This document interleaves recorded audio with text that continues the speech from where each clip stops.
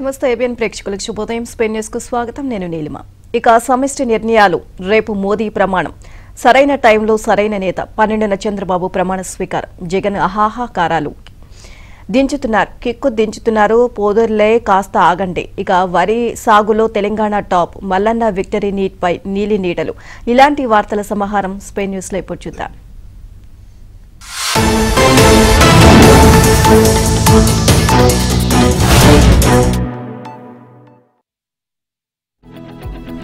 కేంద్ర ప్రభుత్వ పాలనకు సంబంధించి ఇక అన్ని నిర్ణయాలు ఏకాభిప్రాయంతోనే తీసుకునేందుకు కృషి చేస్తాను అని ప్రధాని నరేంద్ర మోదీ ప్రకటించారు. అన్నిటికన్నా దేశం ముఖ్యం అన్న సూత్రానికి కట్టుబడి ఎన్డీఏ కూటమి పనిచేస్తుంది అని చెప్పారు. పాత పార్లమెంటు భవనంలోని సెంట్రల్ హాల్లో ఎన్డీఏ పార్లమెంటరీ పార్టీ నేతగా ఏకగ్రీవంగా ఎన్నికైన తర్వాత కూటమి ఎంపీలను ఉద్దేశించి ఆయన ప్రసంగించారు. తాను ఎన్డీఏ స్ఫూర్తికి అనుగుణంగా పనిచేస్తాను అని ప్రకటించారు. ఇక వాజ్పేయి, ప్రకాష్ సింగ్ బాదల్, జార్జ్ ఫెర్నాండెజ్, శరద్ యాదవ్, బాల్ ఠాక్రేలు వేసిన కూటమి బీజాలు ఇవాళ బలమైన వృక్షంగా మారాయని, ప్రజలు దానికి దోహదం చేశారని ఆయన చెప్పారు. ఇక ఆ మహానుభావుల వారసత్వం తనకు లభించినందుకు గర్వంగా ఉంది అన్నారు. తన పక్కన ఉన్న ఎన్డీఏ నేతలందరిలోనూ ఒక సమాన లక్షణం కనబడుతుంది అని, అదే సుపరిపాలన అని మోదీ చెప్పారు. తాను గుజరాత్ లో ఉన్నా, చంద్రబాబు ఏపీలో ఉన్నా తమందరి పాలనలో కేంద్ర బిందువు పేదల సంక్షేమమే అన్నారు. రాజ్యాంగ విలువలను కాపాడేందుకు అంకిత భావంతో పనిచేస్తామని మోదీ తెలియజేశారు. ఇక దక్షిణ భారతదేశంలో తమ కూటమి కొత్త చరిత్రను సృష్టించింది అని మోదీ వ్యాఖ్యానించారు. ఆంధ్రప్రదేశ్ చరిత్రలోని అతిపెద్ద విజయం లభించింది అని చంద్రబాబుతో అన్నానని అన్నారు. ఇక జనసేన అధినేత పవనం కాదని తుఫాను అని మోదీ ప్రశంసించారు. ఆంధ్రప్రదేశ్లో లభించిన భారీ విజయం అభివృద్ధి పట్ల సామాన్య మానవుడి ఆకాంక్షలకు ప్రతిబింబం అని వ్యాఖ్యానించారు. తెలంగాణలో ఇటీవల ఏర్పడిన కాంగ్రెస్ ప్రభుత్వం అనిత కాలంలోనే ప్రజల విశ్వాసాన్ని కోల్పోయింది అని మోదీ అన్నారు. అందుకే ఎన్డీఏ సీట్లు రెట్టింపయ్యాయని వ్యాఖ్యానించారు. మూడోసారి ప్రధానమంత్రిగా నరేంద్ర మోదీ ప్రమాణ స్వీకార ముహూర్తం ఖరారైంది. రేపు రాత్రి 7:15 ప్రధానమంత్రి, ఇతర మంత్రి మండలి సభ్యులతో రాష్ట్రపతి ప్రమాణ స్వీకారం చేస్తారు అని రాష్ట్రపతి భవన్ నుంచి అధికారిక ప్రకటన వెలువడింది. అంతకుముందు మోదీని ఎన్డీఏ పార్లమెంటరీ పార్టీ నేతగా ఎన్నుకున్నామని, ఆయన్ను ప్రభుత్వం ఏర్పాటుకు ఆహ్వానించాలని కోరుతూ కూటమికి చెందిన నేతలందరూ రాష్ట్రపతి ముర్మును కలిసి సంయుక్త లేఖను సమర్పించారు. ఎన్డీఏ భాగస్వామ్య పార్టీలన్నీ మోదీని ప్రధానిగా సమర్థిస్తూ వేర్వేరు లేఖలను కూడా రాష్ట్రపతికి అందజేశాయి. ఇక ఇదిలా ఉండగా రాష్ట్రపతి అభ్యర్థన మేరకు ప్రధాని మోదీ తన మంత్రివర్గ ప్రమాణ స్వీకారానికి తేదీ సమయాన్ని సూచించారు. ప్రమాణ స్వీకారం నేపథ్యంలో ఢిల్లీలోని 9, 10 తేదీల్లో నో ఫ్లయింగ్ జోన్ గా ప్రకటించారు. రాష్ట్రపతితో భేటీ తర్వాత బీజేపీ జాతీయ అధ్యక్షుడు జేపీ నడ్డా తన నివాసంలో మిత్రపక్షాల నేతలతో వేర్వేరుగా చర్చలు జరిపారు. చంద్రబాబు, నితీష్ కుమార్, ఏక్నాథ్ షిండే, పవన్ కళ్యాణ్, చిరాగ్ పాస్వాన్, జయంత్ చౌదరి, అనుప్రియ పాటిల్, అజిత్ పవార్లు నడ్డాతో చర్చలు జరిపారు. ఈ సమావేశంలో అమిత్ షా, రాజ్నాథ్ సింగ్ కూడా పాల్గొన్నారు. ఇక తెలుగుదేశం జనతా దళ్ కు 2 కేబినెట్, 2 సహాయ మంత్రి పదవులు ఇచ్చేందుకు బీజేపీ సుముఖంగా ఉన్నట్లు సమాచారం. ఇక శివసేన, లోక్ జనశక్తిలకు 1 కేబినెట్, 1 సహాయ మంత్రి పదవి చొప్పున ఇచ్చే అవకాశాలు ఉన్నాయి. జనతా దళ్, జనసేన, ఆర్ఎల్డీలకు 1 కేబినెట్ కానీ, స్వతంత్ర హోదాలో 1 సహాయ మంత్రి పదవి కానీ కేటాయించవచ్చు. ఆప్నాదళ్లకు 1 సహాయ మంత్రి కేటాయించే అవకాశాలు ఉన్నాయి. నరేంద్ర మోదీ సరైన సమయంలో భారతదేశానికి లభించిన సరైన నాయకుడని టీడీపీ అధినేత చంద్రబాబు కొనియాడారు. తన విధానాలను సమర్థంగా అమలు చేయడంలో ఆయన్ను మించిన వారు లేరు అని, విజన్ ఉన్న ఆయన హయాంలో ఏది అనుకుంటే అది సాధించగలమని ప్రశంసించారు. పార్లమెంటు సెంట్రల్ హాల్లో జరిగిన ఎన్డీఏ ఎంపీల సమావేశంలో ఆయన ప్రసంగించారు. ఎన్డీఏ పార్లమెంటరీ నేతగా మోదీని టీడీపీ తరఫున సగర్వంగా సమర్థిస్తున్నట్లు తెలియజేశారు. ఎన్డీఏతో తమ పార్టీకి చిరకాల బంధం ఉందని గుర్తు చేశారు. ఆంధ్రప్రదేశ్లో మోదీ 3 సభలు, 1 భారీ రోడ్ షోలో పాల్గొని ఎన్డీఏ ఘన విజయానికి కారణమయ్యారని చెప్పారు. రాష్ట్ర ప్రజలు ఎన్డీఏపై సంపూర్ణ విశ్వాసం చూపారు. 95% సీట్లలో గెలిపించారు. జనసేన అధినేత పవన్ కళ్యాణ్, బీజేపీ రాష్ట్ర అధ్యక్షురాలు పురంధేశ్వరి తాము కలిసికట్టుగా కృషి చేసి ఈ విజయం సాధించామని చంద్రబాబు తెలియజేశారు. ఇక దేశ చరిత్రలో కీలకమైన ఘట్టంలో ఉన్నామని చంద్రబాబు అన్నారు. గత 10 ఏళ్లలో మోదీ నాయకత్వంలో ఎన్నో కీలక చర్యలు చేపట్టారు. అంకిత భావంతో ఆయన చేసిన కృషి వల్ల మనం ప్రపంచంలో శక్తివంతమైన దేశంగా మారామన్నారు. 4 దశాబ్దాలుగా తాను రాజకీయాల్లో ఉంటున్నాను. ఎందరో నేతలను చూశాను. కానీ అంతర్జాతీయంగా దేశాన్ని గర్వంతో తలెత్తుకునేలా చేసిన ఘనత మోదీకే దక్కుతుంది అన్నారు.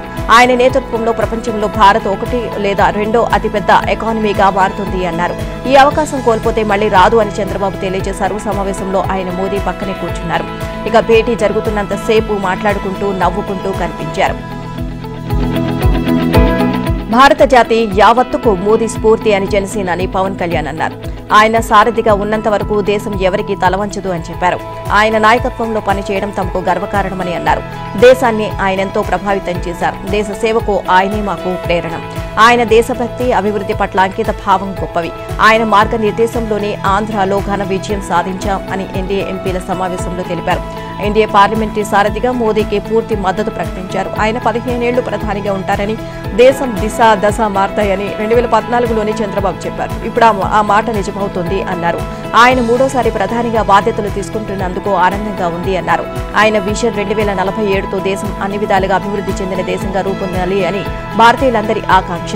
ఆయన పాలనలో అసేతు హిమాచలం భద్రంగా ఉంది, ఆర్థికంగానూ పరుగులు తీస్తోంది అన్నారు. అన్ని రంగాల్లోనూ అభివృద్ధి ముందుకు సాగుతోంది.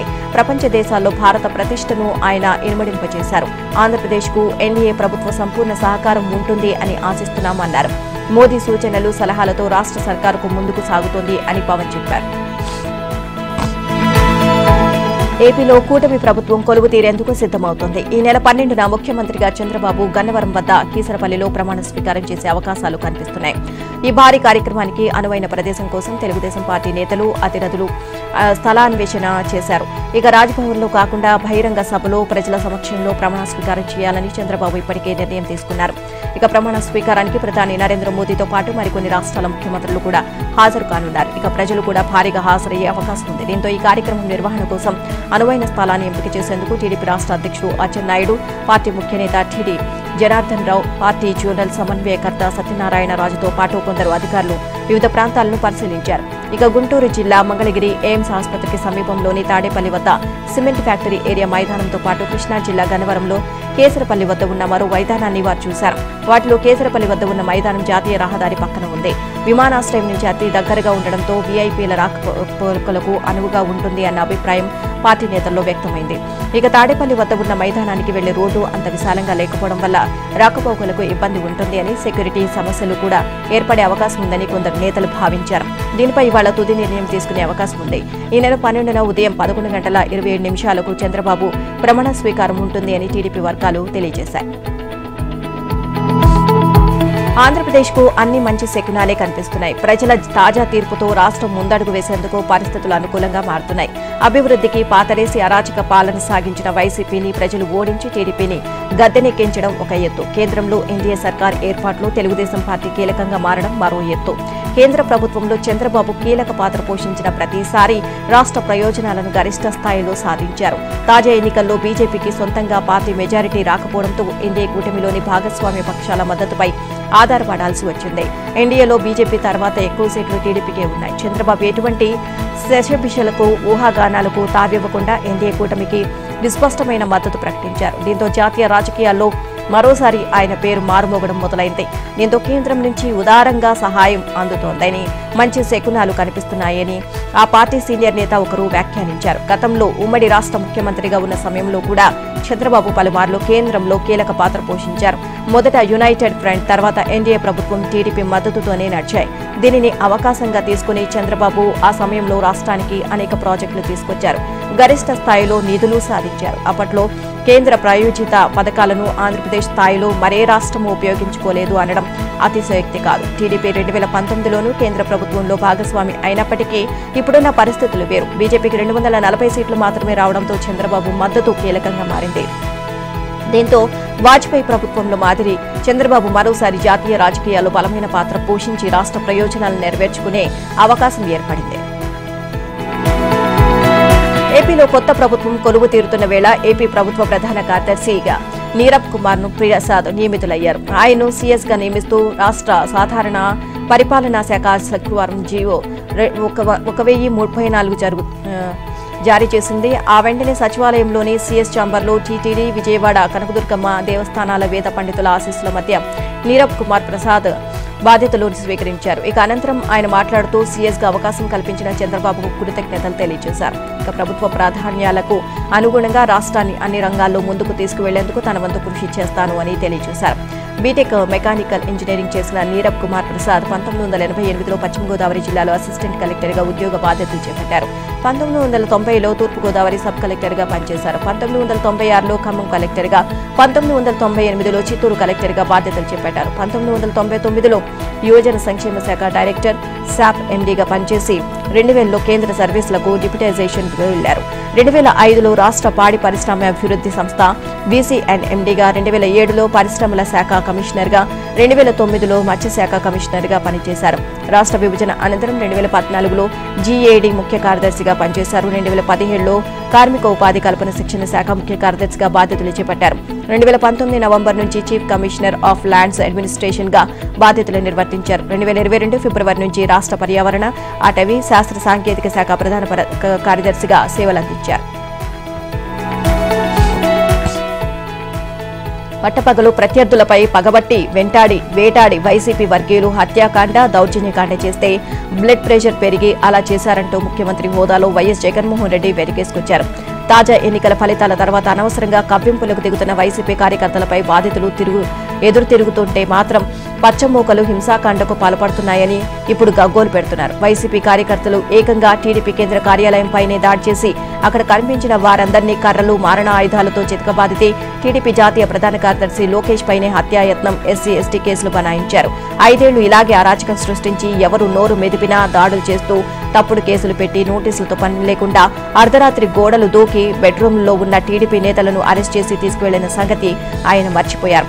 గతంలో బాధితులు పోలీస్ స్టేషన్లో ఫిర్యాదు చేసినా కేసులు నమోదు కాలేదు. పైగా కేసులు పెట్టడానికి వెళ్లిన వారిపై పోలీసులు సమక్షంలోనే దాడులకు దిగిన ఉదంతాలు కోకొల్లలు. ఇప్పుడు అధికారం కోల్పోయిన 2 రోజులకే తన కార్యకర్తలపై దాడులు చేస్తున్నారు అంటూ జగన్ హడావిడి చేస్తున్నారు. 5 ఏళ్లుగా పటిష్టంగా ఉన్న శాంతి భద్రతలు పూర్తిగా దెబ్బతిన్నాయి అంటూ ఎక్స్లో ట్వీట్ చేశారు. అంతే, నీలి కూలీ ఛానళ్లు ప్రత్యేక కథనాలు వండి వార్చేయడం మొదలుపెట్టాయి. ఇక రాజకీయంగానూ క్యాడర్ దూరమైపోతుంది అన్న భయంతో వారు జారిపోకుండా చూసుకోవడానికి రాష్ట్రంలో ఏదో జరిగిపోతుంది అంటూ హాహాకారాలు చేస్తున్నారు అని రాజకీయ వర్గాలు ఎద్దేవా చేస్తున్నాయి. ఆయన 5 ఏళ్ల విధ్వంస పాలన చూసిన జనం ఇలాంటి చౌకబారు ఎత్తులను విశ్వసించరు అని అంటున్నారు. ఉమ్మడి కృష్ణా జిల్లాకు చెందిన వైసీపీ నాయకులు వల్లభనేని వంశీ, కొడాలి నానీలు చేసిన కవ్వింపు వ్యాఖ్యలపై టీడీపీ కార్యకర్తలు ఆగ్రహం వ్యక్తం చేశారు. ఈ క్రమంలో వారి ఇళ్లపై దాడులకు దిగారు. కృష్ణా జిల్లా గన్నవరంలో ప్రత్యర్థులుగా ఉన్న వల్లభనేని వంశీ మోహన్, యార్లగడ్డ వెంకట్రావు మధ్య ఉన్న రాజకీయ విభేదాలు ప్రభావం విజయవాడ నగరంపై పడింది. విజయవాడ గాయత్రి నగర్లోని అపార్ట్మెంట్లో గన్నవరం మాజీ ఎమ్మెల్యే వల్లభనేని వంశీ మోహన్ నివాసం ఉంటున్నారు. వైసీపీలో ఉన్న వంశీ అధికారంలో ఉన్నప్పుడు పలుమార్లు చంద్రబాబు, లోకేష్లపై నోరు జారారు. అదేవిధంగా యార్లగడ్డ అనుచరులపై కవ్వింపు చర్యలకు దిగారు. ఇక ఈ నేపథ్యంలో యార్లగడ్డ అనుచరులు వంశీ ఉన్న అపార్ట్మెంట్పై దాడికి దిగి రాళ్లు రువ్వారు. దీంతో సిఆర్పీఎఫ్ బలగాలు రంగంలోకి దిగి లాఠీచార్జ్ చేశారు. ఇక గుడివాడలోనూ కొడాలి నాని ఇంటి ముట్టడికి తెలుగు యువత ప్రయత్నించడంతో ఉద్రిక్తత నెలకొంది. గుడివాడలో తెలుగు యువత రాష్ట్ర నాయకుడు పుట్లూరి దర్శిత్ ఆధ్వర్యంలో నాని ఇంటిపై కోడిగుడ్లను విసురుతూ వైసీపీ గుర్తు ఫ్యాన్ను నేలకేసి కొట్టి నిరసన తెలియజేశారు. వెంటనే డీఎస్పీ శ్రీకాంత్ స్వయంగా రంగంలోకి దిగి దర్శిత్ తెలుగు యువత నాయకులతో మాట్లాడడంతో నిరసన విరమించారు. అయితే వైసీపీ నేత వల్లభనేని వంశీ అనుచరులు తమ వారిని రెచ్చగొట్టడం వల్లే ఉద్రిక్త పరిస్థితులు ఏర్పడ్డాయని గన్నవరం ఎమ్మెల్యే యార్లగడ్డ వెంకట్రావు అన్నారు. ఇక రాష్ట్రంలో ఎన్నికల ఫలితాల అనంతరం అక్కడక్కడ జరుగుతున్న వైసీపీ కవ్వింపులు, దాడులపై టీడీపీ అధినేత చంద్రబాబు ఆరా తీశారు. కొన్ని చోట్ల వైసీపీ, టీడీపీ శ్రేణుల మధ్య నెలకొన్న ఉద్రిక్తతలు, ఘర్షణల విషయంపై ఆయన పార్టీ నేతలతో సమాచారం తెప్పించుకున్నారు. వైసీపీ కవ్వింపు చర్యల పట్ల అప్రమత్తంగా ఉండాలని టీడీపీ క్యాడర్కు చంద్రబాబు ఒక ప్రకటనలో సూచించారు. ఇక వైసీపీ కార్యకర్తలు రెచ్చగొట్టే చర్యలకు పాల్పడినా పార్టీ క్యాడర్ పూర్తి సంయమనం పాటించాలి అన్నారు.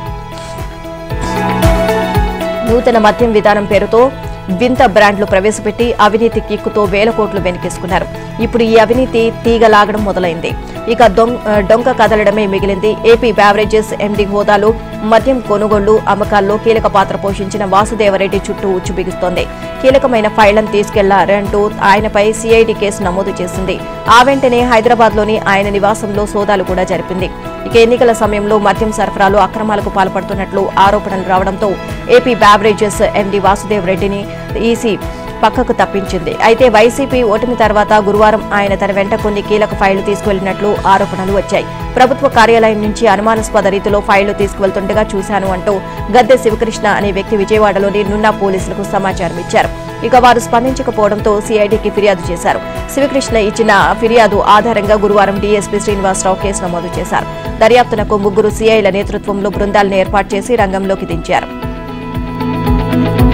వైసీపీ ప్రభుత్వం మద్యం అమ్మకాల్లో భారీ కుంభకోణానికి పాల్పడింది. ప్రజల కోసం ప్రభుత్వం మద్యం షాపులు అని చెప్పి వాటి ద్వారా 5,000 కోట్లు దోచేసింది. అది కూడా లిక్కర్ కంపెనీల నుంచి కాదు, కమిషన్లు ఇవ్వడం కోసం అంటూ అటు కంపెనీలకు రేట్లు పెంచి ఆ పెంచిన మొత్తాన్ని ఇటు వైసీపీ నేతలు తమ ఖాతాలో వేసుకున్నారు. అంటే ప్రజాధనాన్ని ఆ చేత్తో కంపెనీలకు ఇచ్చి ఈ చేత్తో జగన్ తన జేబులో వేసుకున్నారు అని అంచనా. అలా పోగేసిన 5,000 కోట్లు హైదరాబాద్ లో దాచిపెట్టి తాజా ఎన్నికల్లో ఓట్ల కొనుగోలుకు వాడుకున్నట్లు ఆరోపణలు ఉన్నాయి. ఇక మిగిలిన మొత్తం బెంగళూరుకు తరలించారని తెలుస్తుంది. బ్యావరేజెస్ మాజీ ఎండీ వాసుదేవరెడ్డి ఇంట్లో శుక్రవారం జరిగిన సోదాల్లో దీనిపై మరింత కీలక సమాచారం బయటపడినట్లు తెలుస్తోంది. అడ్డగోలుగా వైసీపీ చట్టాలను అమలు చేసి అక్రమ అరెస్టులతో రెచ్చిపోయిన పోలీసులు అధికారులపై వేటు పడింది. ఇక కొత్త ప్రభుత్వం ఏర్పడక ముందే ప్రక్షాళనకు శ్రీకారం చుట్టిన కొత్త సీఎస్ నీరబ్ కుమార్ ప్రసాద్ శుక్రవారం పలువురు ఐపీఎస్, ఐఏఎస్ అధికారులను బదిలీ చేస్తూ ఉత్తర్వులు జారీ చేశారు. ఇక టీడీపీ అధినేత చంద్రబాబును టార్గెట్ చేసి స్కిల్ డెవలప్మెంట్ కేసులో అరెస్ట్ చేసి హైదరాబాద్, ఢిల్లీలో విలేకరుల సమావేశాలు పెట్టి మరీ ఆయనపై దుష్ప్రచారం సాగించిన సిఐడి ఏడీజీ ఎన్ సంజయ్ ను సాగనంపారు. కొత్త ప్రభుత్వం కొలువు తీరకు ముందే వైసీపీ అధికారుల లెక్కలు తేలుస్తున్నారు. జగనన్నే సర్వం, ఆయనతోనే మేముంటాం అంటూ ప్రభుత్వ అధికారుల అన్నమాటే మరిచిన వారందరినీ మడత పెట్టేస్తున్నారు. కొత్త ప్రభుత్వం ఏర్పడక ముందే చల్లగా జారుకుందామని చూసిన వారికి చెక్ పెట్టేశారు. ఇప్పటికే రాష్ట్రం దాటిన వారు తిరిగి వెనక్కి రావాలి అంటూ సాధారణ పరిపాలన విభాగం తాకీదులు జారీ చేసింది. చివరికి సెలవుపై వెళ్తున్న వారిని కూడా ఆపేస్తున్నారు. పోదుర్లే కాస్త ఆగండి అంటూ గేట్లు మూసేస్తున్నారు. సిఐడి చీఫ్ గా అడ్డగోలు అరెస్టులు సాగించిన అధికారి సంజయ్, ముఖ్యమంత్రిగా జగన్ రాజీనామా చేసిన వెంటనే సంజయ్ విదేశాలకు వెళ్లిపోవడానికి దరఖాస్తు చేసుకున్నారు. అప్పటి ప్రభుత్వ ప్రధాన కార్యదర్శి జవహర్ రెడ్డి యథావిధిగా ఆయనకు సహకరించారు. ఇక సంజయ్ కు సెలవు మంజూరు చేస్తూ ఉత్తర్వులు జారీ చేశారు. కానీ జీఏడీ అధికారులు ఆయన సెలవును రద్దు చేశారు. ఈ క్రమంలో చంద్రబాబును కలిసి కాస్త ప్రసన్నం చేసుకోవాలి అన్న సంజయ్ ఆలోచనకు కూడా బ్రేక్ పడింది. రాష్ట్రంలో జరిగిన ఉపాధ్యాయుల అక్రమ బదిలీల వ్యవహారంలో మాజీ మంత్రి బొత్స సత్యనారాయణ వితండ వాదనకు దిగారు. అవి అక్రమ బదిలీలు కావని, అంత సక్రమంగానే జరిగాయని బక్కాయించారు. శుక్రవారం ఆంధ్రజ్యోతితో సహా ఇతర పత్రికల్లో ప్రచురితమైన అక్రమ బదిలీల వార్తపై ఆయన ఓ ప్రకటన విడుదల చేశారు. కొందరు టీచర్లు వారి ఆరోగ్య, కుటుంబ, ఇతరాతర ఇబ్బందుల రీత్యా బదిలీలు కావాలని ఆర్చిపెట్టుకున్నారు. వాటిని పూర్తిగా పరిశీలించి క్షేత్ర స్థాయి నుంచి నివేదికలు తెప్పించుకున్న తర్వాతే బదిలీలు చేయాలి అని నిర్ణయం తీసుకున్నాం. ఇక ఎన్నికల ఫలితాలు విడుదలైన వెంటనే ఆ బదిలీలు ఆపాలని నేనే అధికారులను కోరాను. దానిపై ఎలాంటి నిర్ణయం తీసుకోవాలి అనేది కొత్త ప్రభుత్వం ఇష్టం.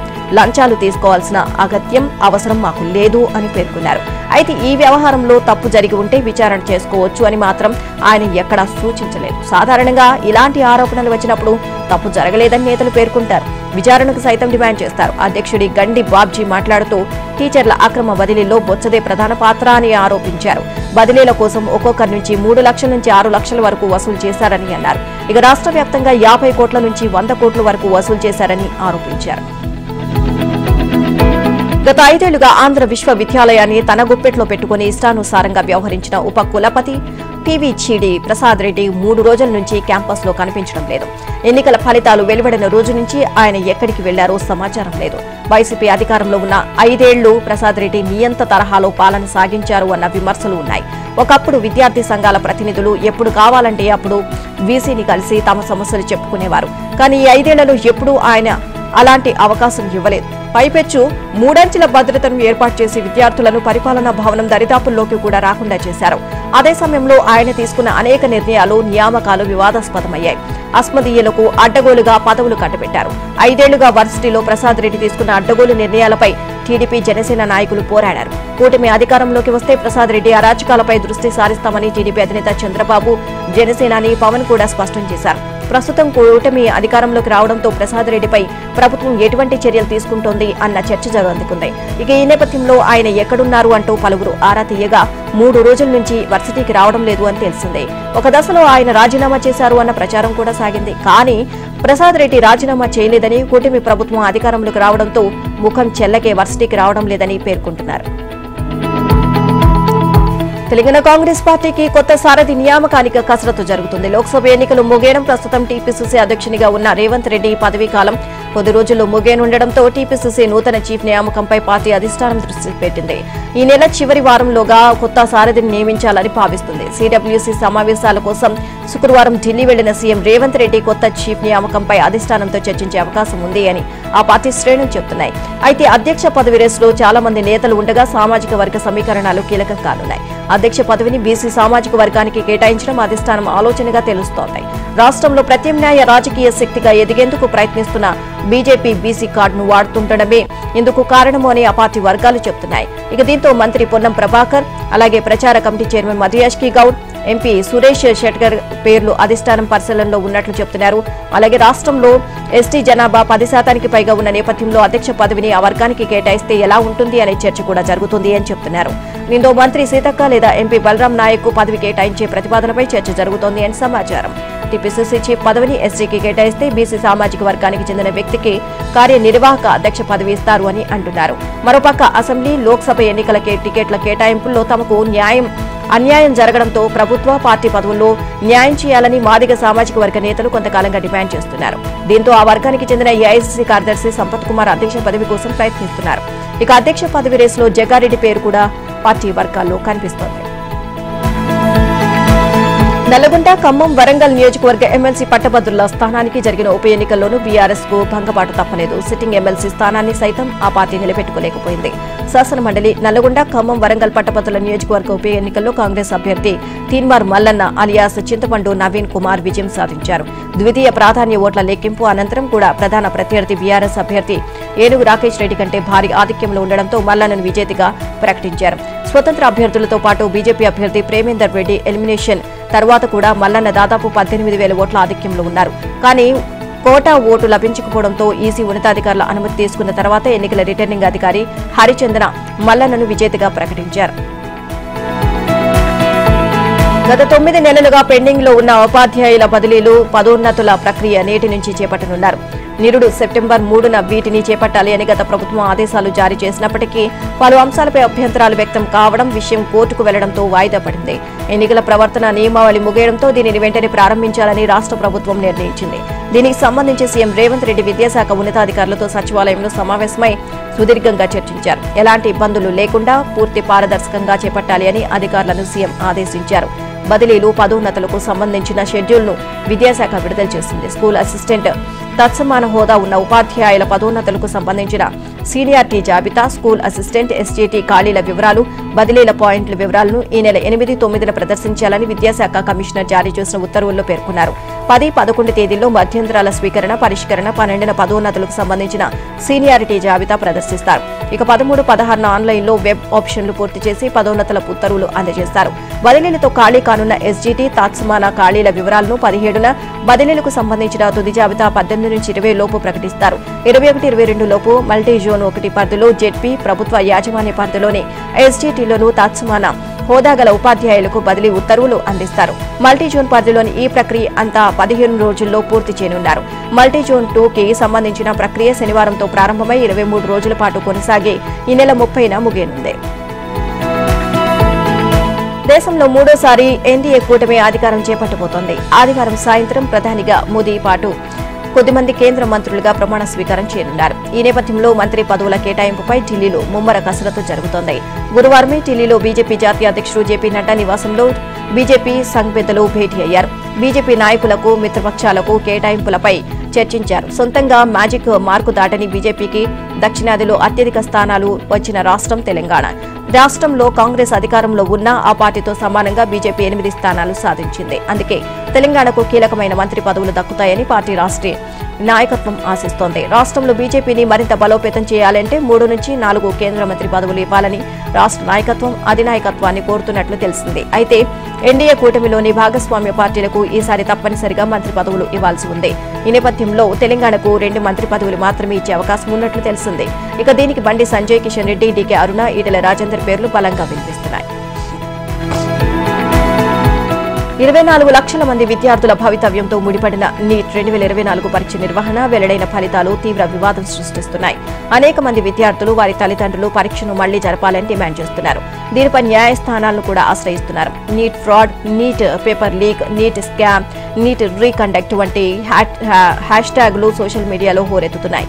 ప్రశ్నపత్రాల లీకేజీలతో విద్యార్థుల జీవితాలతో మోదీ సర్కార్ ఆడుకుంటోంది అని విపక్ష కాంగ్రెస్ పార్టీ ఆరోపిస్తోంది. మే 5న national testing agency NEET UG 2024 పరీక్ష నిర్వహించింది. 24 లక్షల మందికి పైగా విద్యార్థులు పరీక్ష రాశారు. అయితే పరీక్ష నిర్వహణకు కేవలం 2 రోజుల ముందే ఓ స్కామ్ బయటపడింది. పరశురామ్ రాయ్ అనే ఒక ఎడ్యుకేషన్ కన్సల్టెన్సీ యజమాని, తుషార్ భట్ అనే ఓ టీచర్ కలిసి గుజరాత్కు చెందిన 16 మంది విద్యార్థులను నీట్లో అక్రమంగా పాస్ చేయించడానికి ఒక్కొక్కరి నుంచి 10 లక్షలు వసూలు చేశారని ఆరోపణలు వచ్చాయి. వరి సాగులో దేశంలో తెలంగాణ అగ్రగామిగా ఉందని, వరి విస్తీర్ణం కొంతకాలంగా గణనీయంగా పెరుగుతోంది అని రాష్ట్ర వ్యవసాయ మార్కెటింగ్ శాఖ మంత్రి తుమ్మల నాగేశ్వరరావు అన్నారు. నిరుడు 12 మిలియన్ ఎకరాల్లో రైతులు వరి సాగు చేయగా 26 మిలియన్ టన్నుల ధాన్యం ఉత్పత్తి అయింది అని తెలిపారు. రాష్ట్రంలో వరి సాగుకు అనుకూల వాతావరణ పరిస్థితులు ఉన్నాయని, 220 రకాల విత్తనాలు రాష్ట్రంలో సాగులో ఉన్నాయని, ఇందులో 60% ముతక రకాలు, 40% ఫైన్, సూపర్ ఫైన్ వెరైటీలు ఉన్నాయని వివరించారు. రాష్ట్ర ప్రభుత్వం సన్న రకాల వరి సాగును ప్రోత్సహించేందుకు ఈ సీజన్ నుంచి క్వింటాకు 500 బోనస్ ప్రకటించింది అని వెల్లడించారు. ఇంటర్నేషనల్ కమోడిటీ ఇన్స్టిట్యూట్ ఆధ్వర్యంలో హైదరాబాద్ లో శుక్రవారం నిర్వహించిన గ్లోబల్ రైస్ సమ్మిట్ 2024లో పాల్గొని మంత్రి తుమ్మల మాట్లాడారు. తెలంగాణ నుంచి ఫిలిప్పైన్స్, అమెరికా, బంగ్లాదేశ్, యుఏఈ, ఉత్తర కొరియా దేశాలకు బియ్యం ఎగుమతి అవుతోంది అని చెప్పారు. సోనా మసూరి, సాంబా మసూరి, హెచ్ఎంటీ, ఏటీయు 1010, ఐఆర్ 64, జేజీఎల్ వెరైటీలకు ఇతర దేశాల్లో మంచి డిమాండ్ ఉంది అన్నారు. వరుసగా 3 సార్లు ప్రధానిగా పనిచేసిన నెహ్రూ రికార్డును మోదీ సమం చేశారు. కాంగ్రెసేతర పక్షాల నుంచి ప్రధానిగా వరుసగా 3వ బాధ్యతలు చేపట్టనున్న తొలి వ్యక్తి మోదీనే. దేశానికి స్వాతంత్ర్యం వచ్చిన తర్వాత 1952లో తొలిసారి లోక్సభ ఎన్నికలు జరిగాయి. ఫలితాల తర్వాత నెహ్రూ ప్రధానిగా ఎన్నికయ్యారు. ఆ తర్వాత 1957, 62 సార్వత్రిక ఎన్నికల్లోనూ కాంగ్రెస్ ను ఆయన విజయపదాన్ని నడిపించి ప్రధాని అయ్యారు. ఇక నెహ్రూ కుమార్తె ఇందిరకు కూడా ఈ రికార్డు సాధ్యం కాలేదు. ఇందిర 4 పర్యాయాలు ప్రధానిగా పనిచేసినా వరుసగా సార్వత్రిక ఎన్నికల్లో గెలవలేదు. దేశంలో కాంగ్రెసేతర పక్షాలు బలంగా లేకపోవడంతో నెహ్రూ రికార్డును ఎవరూ అందుకోలేకపోయారు. ఇక బీజేపీ వరుసగా 2014, 2019, 2024 సార్వత్రిక ఎన్నికల్లో గెలవడం, 3వసారి కూడా మోదీనే ప్రధాని బాధ్యతలు చేపట్టనుండడంతో నెహ్రూ సరసన నిలవనున్నారు. అయితే 1952లో సార్వత్రిక ఎన్నికలు జరిగినప్పటి నుంచి ఇప్పటిదాకా అత్యధిక కాలం ప్రధానిగా చేసిన రికార్డు మాత్రం ఇందిరాగాంధీ పేరిటే ఉంది. ఆమె 15 ఏళ్ల 350 రోజులు ప్రధాని పదవిలో ఉన్నారు. ఇక ఇందిరా రికార్డును మోదీ సాధించాలంటే ఈ పదవీ కాలం పూర్తి చేసుకుని మరోసారి బాధ్యతలు చేపట్టాల్సి ఉంటుంది. కాంగ్రెస్ పార్లమెంటరీ పార్టీ నేతగా రాహుల్ గాంధీని ఎన్నుకునే అవకాశం ఎక్కువగా కనబడుతోంది. గత 2 దఫాలుగా కాంగ్రెస్ పార్లమెంటరీ పార్టీ నేతగా సోనియా గాంధీ వ్యవహరించారు. ఆమె ప్రత్యక్ష రాజకీయాల నుంచి విరమించుకోవడం, 10 ఏళ్లుగా నామమాత్రంగా ఉన్న కాంగ్రెస్ పార్టీ రాహుల్ గాంధీ నాయకత్వంలో తిరిగి జాతీయ స్రవంతిలో పుంజుకొని సాధారణ ఎన్నికల్లో ప్రధాన ప్రతిపక్షంగా అవతరించడంతో ఆయన్నే పార్లమెంటరీ పార్టీ నాయకుడిగా ఎన్నుకోవాలని డిమాండ్లు ఊపందుకున్నాయి. ఇటీవలి వరకు పార్టీలో అంతర్గత ప్రజాస్వామ్యం గురించి మాట్లాడుతూ వచ్చిన తిరువనంతపురం ఎంపీ శశితరూర్ రావు కూడా రాహుల్ పార్లమెంటరీ పార్టీ బాధ్యతలు చేపట్టాల్సిన తరుణం వచ్చిందని ఎక్స్ లో వ్యాఖ్యానించారు. ఇక సాధారణంగా పార్లమెంటరీ పార్టీ లీడరే కాంగ్రెస్ ప్రధాని అభ్యర్థి అవుతారు. మోదీ సర్కారు ఏడాదిలోపు పడిపోతుంది అని గట్టిగా విశ్వసిస్తున్న కాంగ్రెస్ ఇండీ కూటమికి తన ప్రధాని అభ్యర్థిగా రాహుల్ ను ఇప్పటి నుంచే ప్రొజెక్ట్ చేయాలి అని భావిస్తోంది. ఈ నేపథ్యంలోనే కాంగ్రెస్ వర్కింగ్ కమిటీ ఇవాళ ఢిల్లీలో సమావేశం కానుంది. అశోక హోటల్లో ఉదయం 11 గంటలకు ప్రారంభమయ్యే ఈ భేటీలో రేవంత్ రెడ్డితో సహా కాంగ్రెస్ సీఎంలు, వర్కింగ్ కమిటీ సభ్యులు పాల్గొంటారు. ఈ భేటీలో కాంగ్రెస్ పార్లమెంటరీ పార్టీ నేతగా రాహుల్ ను ప్రతిపాదిస్తూ తీర్మానం చేయడం ఖాయంగా కనిపిస్తోంది. దాన్ని అనుసరించి సాయంత్రం పార్లమెంట్ సెంట్రల్ హాల్లో కొత్తగా ఎన్నికైన లోక్సభ ఎంపీలు, రాజ్యసభ ఎంపీలతో సీపీపీ సమావేశం కానుంది. ఈ భేటీలో రాహుల్ ను లాంఛనప్రాయంగా సీపీపీ నేతగా ఎన్నుకుంటారు అని భావిస్తున్నారు. నకిలీ ఆధార్ కార్డులతో పార్లమెంటులోకి అక్రమంగా ప్రవేశించేందుకు ప్రయత్నించిన 3 అరెస్ట్ అయ్యారు. పోలీసుల కథనం ప్రకారం టివి ప్రాజెక్ట్ అనే సంస్థ పార్లమెంటు భవన సముదాయంలోని ఎంపీల లాంజ్ నిర్మాణ పనులను నిర్వహిస్తోంది. ఈ సంస్థ తరపున కార్మికులుగా వచ్చిన కాసిం, మోనిస్, షోయబ్ నకిలీ ఆధార్ కార్డులతో పార్లమెంటు భవనంలోకి ప్రవేశించేందుకు ప్రయత్నించి ఫ్లాప్ గేట్ వద్ద జరిగిన తనిఖీల్లో పట్టుబడ్డారు. తమ గుర్తింపు కోసం వారు తెచ్చిన ఆధార్ కార్డులు అనుమానాస్పదంగా ఉండడంతో సీఐఎస్ఎఫ్ అధికారులు వారిని అదుపులోకి తీసుకున్నారు. విచారణలో వారి ఆధార్ కార్డులు నకిలీవని తేలడంతో పోలీసులకు అప్పగించారు. నిందితుల్లో 2 ఆధార్ కార్డులపై ఒకే ఆధార్ నెంబర్ ఉండగా ఫోటోలు వేరుగా ఉన్నాయి. నిందితులను అరెస్ట్ చేసిన ఢిల్లీ పోలీసులు కేసు నమోదు చేసి దర్యాప్తు చేపట్టారు. 2023 డిసెంబర్లో ఇద్దరు విజిటర్స్ గ్యాలరీ నుంచి లోక్సభలోకి దూసుకువచ్చి పొగడబ్బాలు తెరిచి అలజడి సృష్టించిన సంగతి తెలిసిందే. ఆ ఘటనకు సంబంధించిన పార్లమెంటు భద్రతా ఉల్లంఘన కేసులో 6 నిందితులపై ఢిల్లీ పోలీసులు న్యాయస్థానంలో శుక్రవారం ఛార్జ్షీట్ దాఖలు చేశారు. ఈ కేసులో అనుబంధ ఛార్జ్షీట్ దాఖలుకు న్యాయస్థానం జూలై 15 వరకు